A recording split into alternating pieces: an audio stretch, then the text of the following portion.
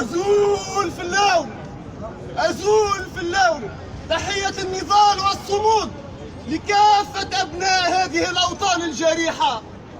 أزول في اللون بلغة الأجداد ولغة الأرض وعبق الهوية والتاريخ وشرعية التاريخ.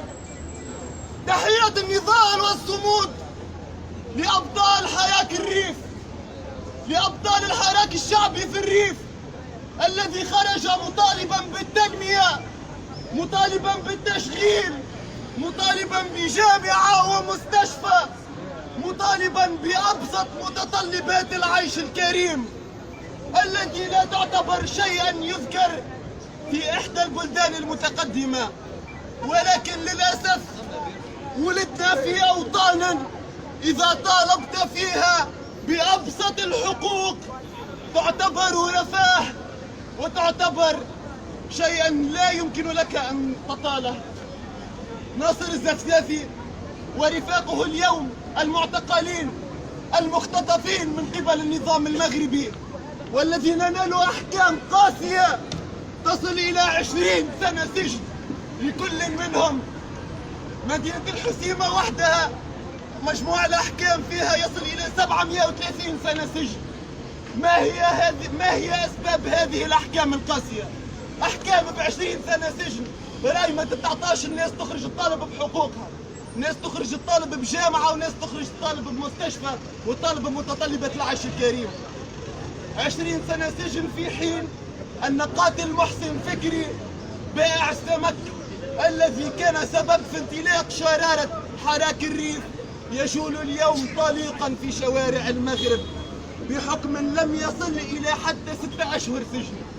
بينما الناس الذين خرجوا مطالبين بحق محسن فكري، مطالبين بحق الريف، مطالبين بالتنمية والتشغيل، مطالبين بأبسط الحقوق، زجهم النظام المغربي في محاكمة ظالمة وجائرة بحكم يصل إلى 20 سنة سجن لكل مناضل. معاناة الريف لا تعكس ألم الذي يعيشه أخواننا في الريف فقط، تعكس معاناتنا في تونس، تعكس معاناة الجزائريين والليبيين وكافة هذه الأرض الطاهرة من سيوة شرقا إلى الكناري غربا. هذه الأرض الذي يمثلها هذا العلم، علم الهوية، وأنا فخور لارتداء هذا العلم. اليوم نقفوا باش نساندوا إخواننا في الريف.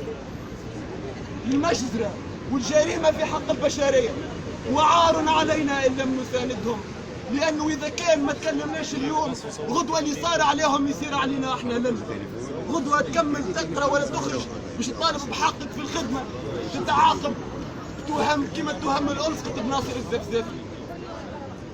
غدوة تولي فما تصفيات حسابات سياسية تهم جائرة وباطلة كما صار في الريف. أصدقائي، الناس اللي ما يعرفوش الوضع في الريف، الريف منطقة تتكون من أقاليم عاصمتها الحسيمة، وهي منطقة ناطقة بالأمازيغية وعرفت تاريخا نضاليا كبيرا ضد المستعمر الإسباني والمستعمر الفرنسي بقيادة الأمير محمد عبد الكريم الخطابي. وقامت بها دولة امتدت ل5 سنوات بين الحرب العالمية الأولى والحرب العالمية الثانية. ومحاكمة ناصر الزفزافي ورفاقه اليوم هي ليست محاكمة في شخصهم هما كهو، هي المحاكمة لتاريخ الريف النضالي، هي محاكمة الناس ما نجمش المخزن يقمعهم وما نجمش يخليهم يركعوا الأحكام الظالمة وأحكام الجائرة. هذه المحاكمة ستطال كل نفس حرة وكل صوت حر يطالب بالحقوق المشروعة لأي إنسان.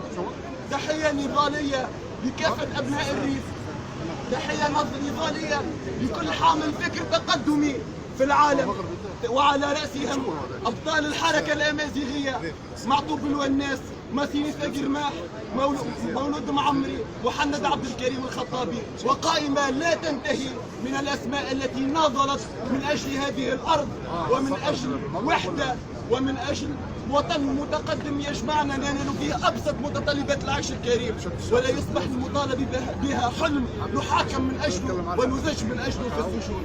تحية إجلال وتقدير لكم جميعا.